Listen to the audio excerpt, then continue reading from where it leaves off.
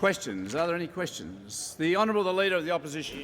Thanks, Mr Speaker. My question is to the Prime Minister. Can the Prime Minister confirm a recent OECD report that the technology being deployed in his rural broadband rollout will only deliver maximum speeds in favourable weather, flat landscapes and low use levels, and that speed predictions, and I quote here, may be overly optimistic and tend to rely on theoretical maximums rather than what users may be able to typically expect?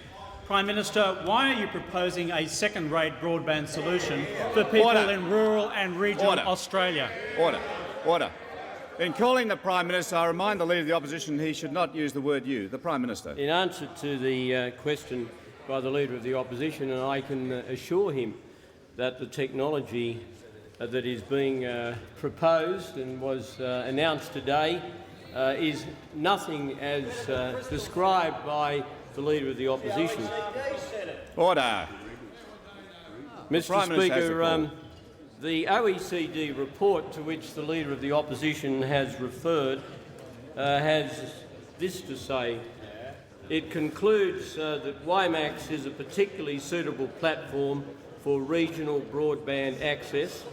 The report says WiMAX equipment could play a key role in providing long-range fixed wireless connectivity in rural and remote areas, as well as mobile connectivity over shorter distances. Mr Speaker, the OECD report, contrary to the impression given by the Leader of the Opposition, is extremely favourable to WiMAX, and it's about time the Leader of the Opposition stopped being so selective and unrepresentative in the way in which he quotes from official documents. The Honourable the Chief Government Whip. Thank you, Mr Speaker. My question is addressed to the Prime Minister also. Would the Prime Minister update the House on the government's investment in high-speed broadband?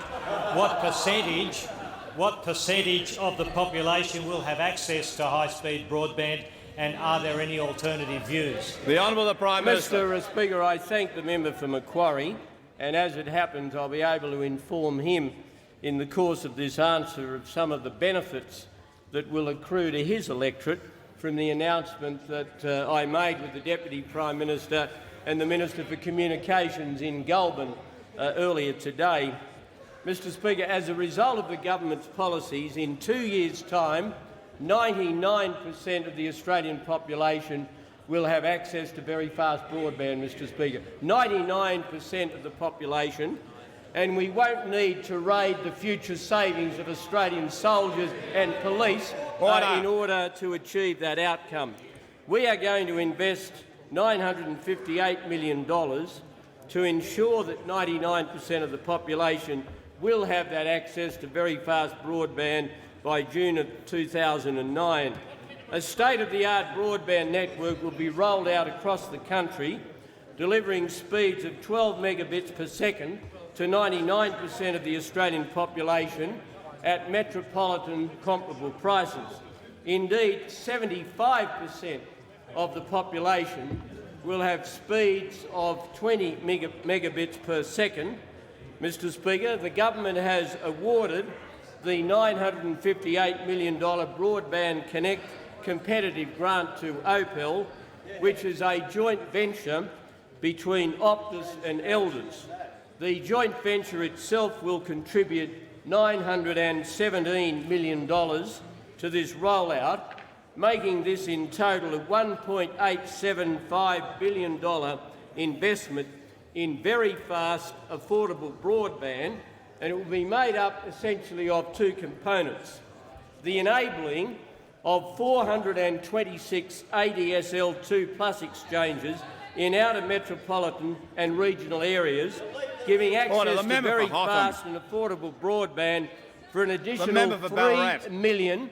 Let me repeat this, Mr Speaker, for the benefit of the member for Ballarat, Mr Speaker, for very fast and affordable broadband for an additional 3 million premises this year, and the deployment of 1,360 WiMAX wireless base stations across the country, bringing very fast and affordable broadband to 99% of the population by June 2009. And contrary to the sneering remarks of the Leader of the Opposition, WiMAX Wireless is a 4G technology designed specifically for broadband, delivering speeds of 12 megabits per second. WiMAX is a scalable technology, meaning its speeds will increase into the future as the base stations are upgraded, Mr Speaker. And also, for the benefit of the Leader of the Opposition, I point out that ADSL 2 Plus can deliver speeds of up to 20 megabits per second over copper wires, and the intention is for the additional 426 very fast ADSL 2 Plus broadband exchanges to be switched on this year, with the process beginning immediately, Mr Speaker. And can I tell the Parliament that all of this will be achieved without touching the $2 billion Regional Communications Fund, which the opposition is going to steal in order to fund a fibre optic network that ought to be provided by commercial operators who are going to earn a great deal of money out of the provision of that network. And, Mr Speaker, in relation to that network, we're establishing a competitive bid process. The group that will make the decision and confer with industry and the government will include representatives from my department, the Secretary to the Treasury, the Secretary of the Communications Department, the ACCC, and also private business representatives. There will be no cost to the taxpayer. We will provide this, Mr Speaker, or the market will provide it at no cost to the taxpayer. The Leader of the Opposition will take $2 billion away from the bush and $2.7 billion out of the superannuation provisions for Australia's soldiers and federal police in order to pay for something that ought to be paid for by the private sector. The man who knows nothing about productivity also knows nothing about competition in communication. Why on earth would anybody provide $4.7 billion to subsidise the creation of something that ought to be produced by the private sector, because the private sector will make a great deal of money out of the provision of that service? The Honourable Leader of the Opposition. Thanks, Mr Speaker. My question against the Prime Minister. Can the Prime Minister inform the Parliament why, after 11 years in office, his government is only acting now on broadband, 3 months out from a federal election? Prime Minister, isn't this just a poll-driven attempt to protect Liberal Party and National Party marginal seats? The Honourable Prime Minister. The answer is we're not. The answer is that the government is not just acting the Prime now. Minister resume his seat. I'd point out to the Leader of the Opposition. The Prime Minister resume his seat.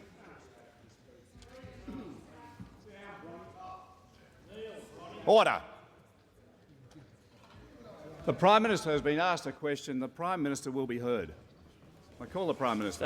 Mr Speaker, it is untrue, as the Leader of the Opposition alleges, to suggest that the government is only just now doing something about this issue.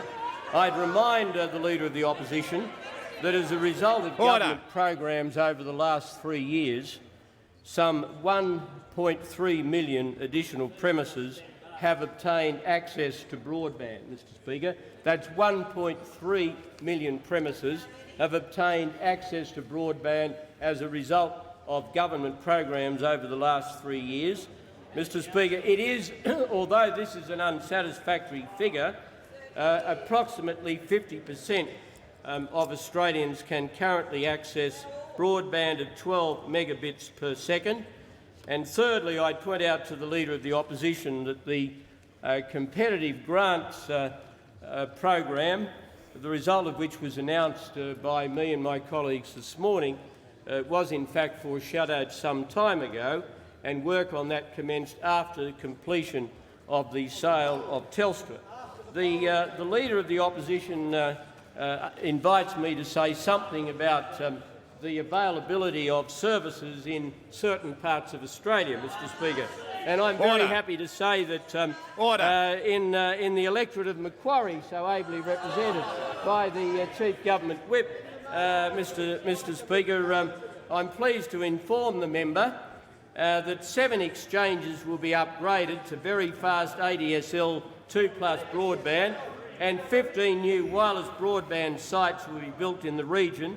The very fast updates, Mr Speaker, will occur in Bathurst, Blackheath, Hazelbrook, Katoomba 2 sites, Lawson and Wentworth Falls, Mr Speaker. The wireless broadband sites, that's 12 megabits per second. There'll be Prime two Minister sites. resume his seat. The Prime Minister resume his seat. The honourable member for Calare on a point of order. Mr Speaker, the City of Bathurst is not in the seat member of for Calare Macquarie, resume it his is in seat. Calare. The member for Calare resume his seat. That is not a point of order. The honourable the Prime Minister. Well, Mr Speaker, Order.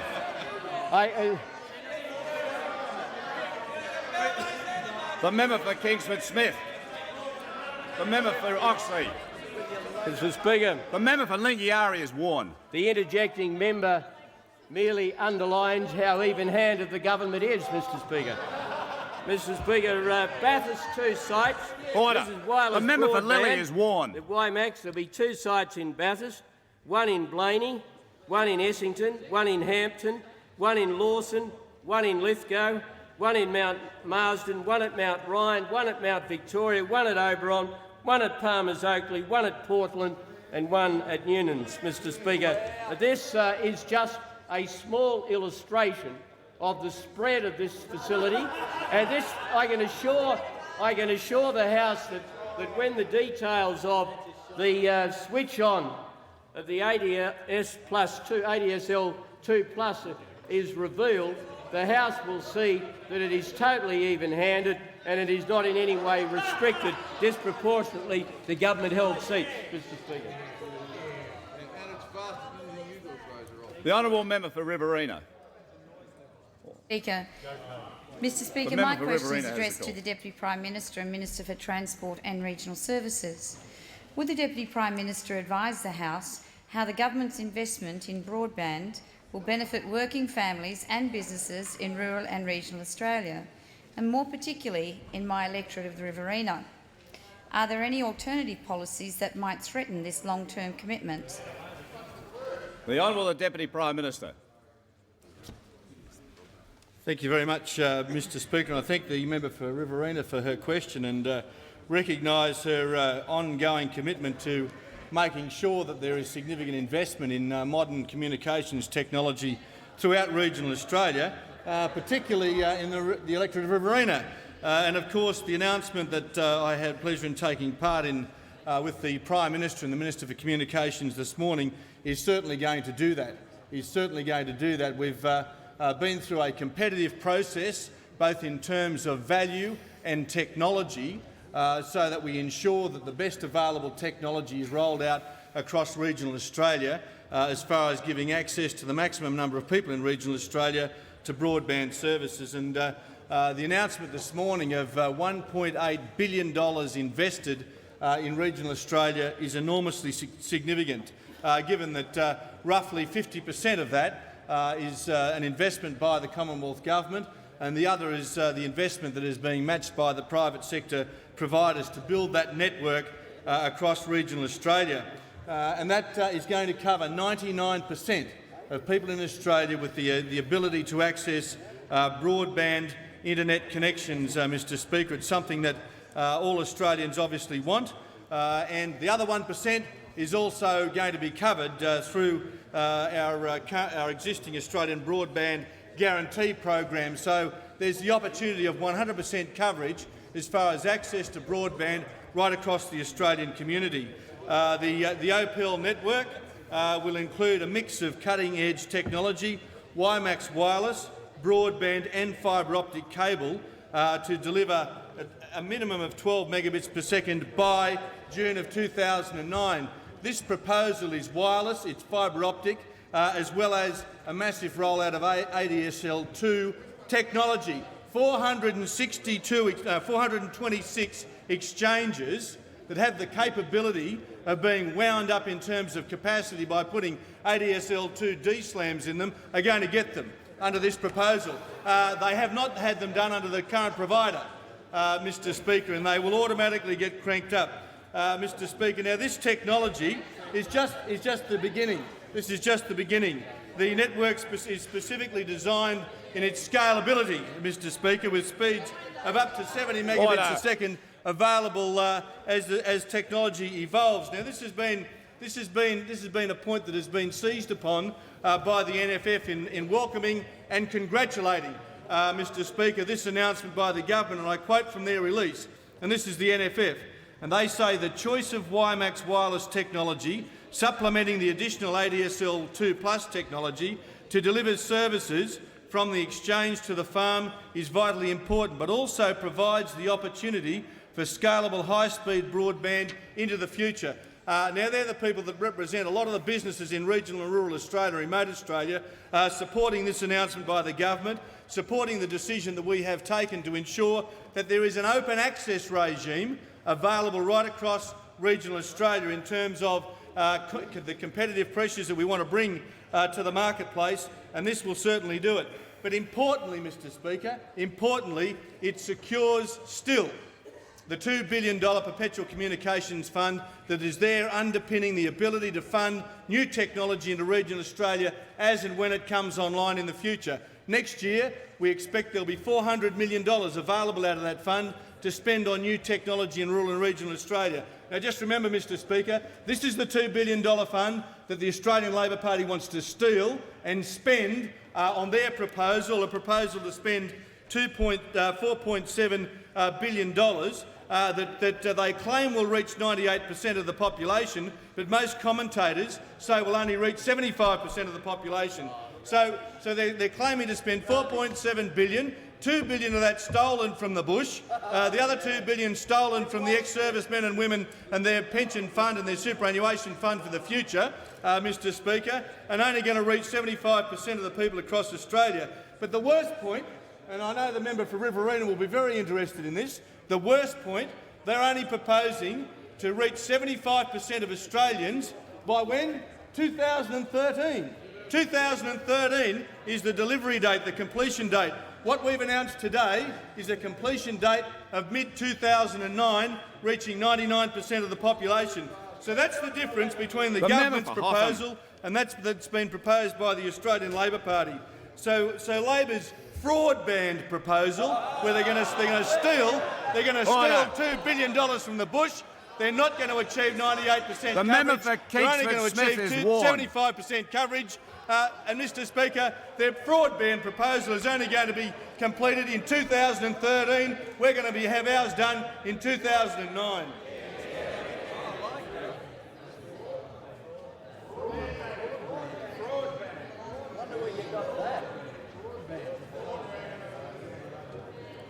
The Honourable the Leader of the Opposition. Thanks, Mr Speaker. I refer to the Prime Minister's answer to the previous question when he said the government's consideration of its broadband policy had been even-handed and not disproportionately considered marginal seats. Prime Minister, I refer to this leaked email of 31 May 2007 marked in confidence from the Office of the Communications Minister, which indicates the need for electorate maps to be available for the Cabinet meeting discussion of this broadband announcement, and which also refers explicitly to, and I quote, the top 40 electorates, unquote, for the purposes of this announcement, all of which happen to be government-held. Prime Minister, how does this leaked email sit with your assurances to the Parliament barely 5 minutes ago that the government's handling this matter has been even-handed? The Honourable Prime Minister. Mr Speaker, the announcement The that Prime I Minister made resume his today... seat. The Prime Minister resume his seat. The member for Cornwall is warned. When the Prime Minister is asked a question, he will be heard. The Prime Minister. Mr Speaker, the announcement that I made today, as the Leader of the Opposition knows, was very much about providing services in rural and regional Australia, and it is a matter of electoral reality that the great majority of seats in rural and regional Australia are held by the coalition, Mr Speaker. That is just a matter of electoral arithmetic. If it were a policy that we're applying overwhelmingly to the inner metropolitan area, then the great majority of the beneficiaries would be Labor seats, Mr Speaker. I can't help but that at present, Mr Speaker, that the great majority of seats in rural and regional Australia are held The by member for Liberal and Melbourne National is Party warned. members. It may have something to do with the fact that they provide a better service to their constituents.